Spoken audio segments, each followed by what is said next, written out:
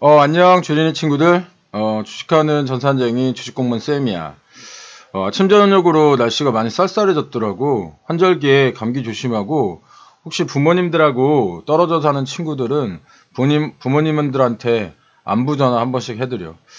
오늘은 트럼프 대통령의 탄핵 이야기로 시황을 좀 시작하려고 하는데, 갑자기? 이렇게 느끼는 친구들도 있을 테지만 사실은 트럼프의 탄핵 이야기는 한 며칠 전부터 나오고 있었어. 그런데 어저께에 이제 탄핵 이슈가 좀 크게 부각이 되면서 시장이 크게 이제 출렁거렸는데 어제 미국 증시가 최근 한 달 사이에서는 가장 큰 S&P 500 기준으로 마이너스 0.8% 정도를 하락했어. 나스닥은 약 한 1.5% 정도 하락을 하게 되었는데, 이제 트럼프의 정치적 미래에 대한 불확실성이 생기면서 어떤 이런, 우려로 이제 주식이 좀 휘청거린 거지. 다우존스 산업평균 지수도 마이너스 0.53%를 기록을 했고, 아까 이야기한 S&P 500 지수는 0.84%를 기록을 했지. 나스닥 지수는 가장 큰 폭인 마이너스 1.46%를 기록을 했어. 이렇게 트럼프의 탄핵 이슈가 불거진 것은 낸시 펠로시 의장이 팩트가 완성됐다, 제출됐다 이러면서 이제 공식적으로 어떤 트럼프의 탄핵에 관련해서 언급을 하기 시작했기 때문인데, 이제 올해 초에 트럼프가 이제 우크라이나 대통령하고 이제 통화를 하면서 조 바이든 부통령 예전에 알지? 그 부자를 언급을 했거든. 그러면서 어떤 그 압력을 가했다고 하는 주장이 제기되면서 이런 어떤 탄핵 이슈가 부각되기 시작한 거야. 바이든은 미국 이번에 대선 후보로서 트럼프의 뭐 가장 강력한 대선 상대 중에 한 명이지. 이렇게 되다 보니 이제 트럼프는 트윗을 통해서 사실 그렇지 않다. 내가 바이든을 언급한 거는 사실이지만 그런 내용에 대해서 나는 통화 내용을 공개할 수 있다. 이런 이야기를 했거든. 그러면서 아까 내가 차트에서 보여주었다시피 약간 꼬리를 이렇게 단 것은 이 트럼프의 전화 통화 내용을 공개하겠다고 하는 뉴스가 발표된 직후야. 그런데 어찌되었든 뭐 트럼프하고 바이든 둘 중에 하나는 조금 이제 이렇게 끝장이 나게 되는 상황이 만들어진 거지. 뭐 지금까지 트럼프는 이 내용에 대해서는 전혀 언급하지 않으면서 뭐 통화는 적절하고 아름다웠다. 뭐 이렇게만 얘기했는데 이번에 어쨌든 대화에서 바이든 부자를 언급한 것이 사실이라는 것을 이제 시인한 거야. 그러니까 이제 민주당과 트럼프에 대한 비판 언론들을 가진 세력이 대선 경쟁자를 누르기 위해서 외국 정보를 압박했다라고 하는 이런 어떤 논리로 트럼프를 맹비난하기 시작한 거지. 뭐 바로 탄핵까지는 가지 않을 것 같지만 사실은 뭐 정치적 불확실성이 조금 확대된 것은 뭐 사실이고 이것이 시장에 악영향을 준 것도 사실이야. 이렇게 정치적 불확실성이 시장에 영향을 준 것은 이전 사례에도 찾아볼 수 있는데 기억할 거야. 클린턴 정부 때 루인스키에 대한 어떤 스캔들이 터졌을 때 클린턴 대통령이 위증과 어떤 방해 혐의로 또 한 번 이렇게 정치적 불확실성이 있었잖아. 그때 당시에 고점 대비해서 시장이 약 한 20% 폭락을 한 적이 있어. 물론 그때도 이제 탄핵까지는 가지 않았고 그 당해년도 11월 달에 모든 어떤 마이너스를 회복하고 그 당시 증시는 최고치를 경신한 기록도 있어. 뭐 이번에 탄핵설은 트럼프의 어떤 대선 전초전이 되는 셈인데 뭐 이걸 넘어서야 트럼프가 뭐 대선을 진행해 보지 않겠어? 이렇게 트럼프가 사실은 당선된 이후에 미국 시장이 엄청나게 많은 상승을 했잖아. 이렇게 많은 상승을 했기 때문에 거의 뭐 한 46% 정도 상승을 했거든. 이게 찾아보면 한 46% 정도 상승을 했기 때문에 이 상승에 대한 어떤 우려의 목소리도 있는 거지. 왜냐하면 트럼프가 당선된 이후에는 뭐 세금이나 규제 축소를 포함해서 월스트리트에 굉장히 친화적인 정책을 펼쳤잖아. 그렇기 때문에 뭐 트럼프의 어떤 정치적 불확실성이 월스트리트 입장에서는 굉장히 리스크가 되는 거지.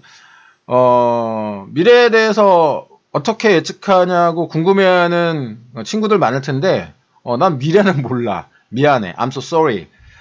다만 아까 클린턴의 사례에서도 보듯이 정치적 불확실성은 주가에 악영향을 줄 것이고, 뭐 해소가 된다면 급등한다는 사실인 거지. 뭐 너무 당연한 거 아니냐고? 맞아. 미안해. 오늘 미안하단 말을 2번 하네. 이것도 너무 당연하지. 근데 시장은 이렇게 당연한 거야. 근데 그 당연하고 단순한 걸 우리들이 너무 복잡하게 생각하는 거지. Simple is best다.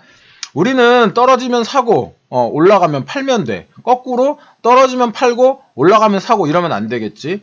이게 시장에 대응하는 거고, 우리 시장이 최근에 기관 투자자들이 좀 많이 매수를 하고 있거든?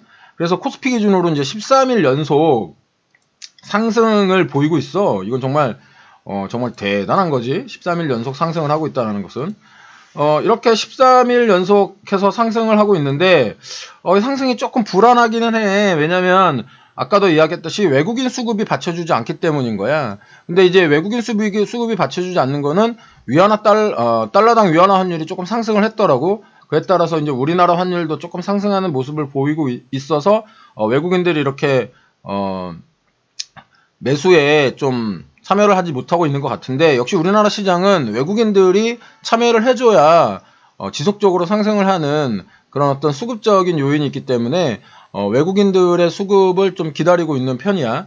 그리고 이제 우리나라 종목 중에 좀 살펴봐야 할 종목이 하나 있는데, 바로 그 삼성전자야. 삼성전자가 49,500원을 기록하고 있는데 5만원에서 500원이 모자라는 그 금액이지. 라운드 피겨 가격인 5만원이라는 금액이 이게 뚫리게 되면 뭐 이 저항이라는 거, 라운드 피겨 가격의 저항이라는 것은 굉장히 강력한 저항인데, 기술적 분석을 공부한 친구들은 알 거야. 이 강력한 저항이 뚫리게 되면 강력한 지지 라인이 되거든.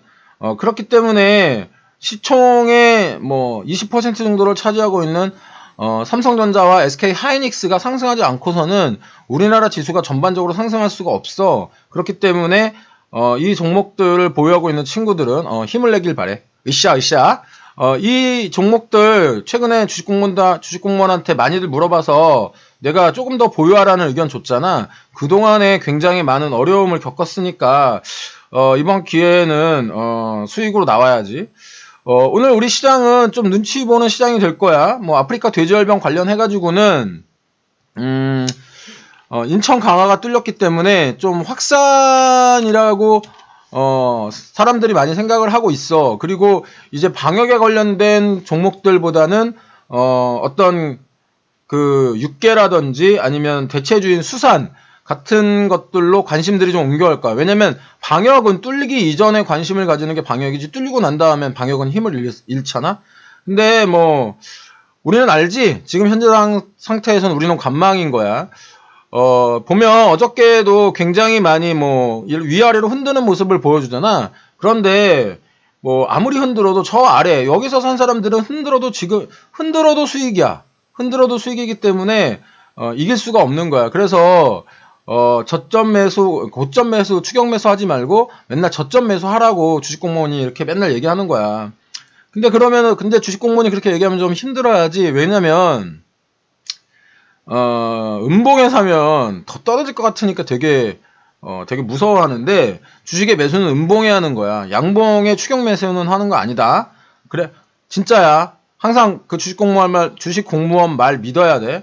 저점 매수만이 살 길이야. 그리고 기다려. 그럼 어떻게 되지? 그러면 잘 올라주면 잘 팔면 되는 거지. 그럼 수익인 거지 뭐. 우리 친구들 사는 건 잘하는 것 같은데 파는 걸 잘 못하더라고. 그래서 이런 말이 있다. 주식에서 매수는 기술이고 매도는 예술이다. 이런 말이 있어. 매수 타이밍 잘 살피려면 주식공무원 이런 어떤 시험 같은 거 놓치면 안 되겠지? 그러니까 꼭 놓치지 말고 보고, 자, 오늘도 한번 큰 수익 내보자고. 그러니까 주식공무원 이 글 추천, 구독, 좋아요, 알람 설정까지 부탁하고, 궁금한 거 있으면 댓글 남겨놔. 친절하게 댓글 달아주니까 말이야. 오늘 하루도 성공 투자하고 항상 응원할게. 지금까지 주린이 친구들의 주식선생님 따박따박 수익률의 주식공무원이었어. 오늘도 화이팅! 빠이빠이 짜짠! 화이팅!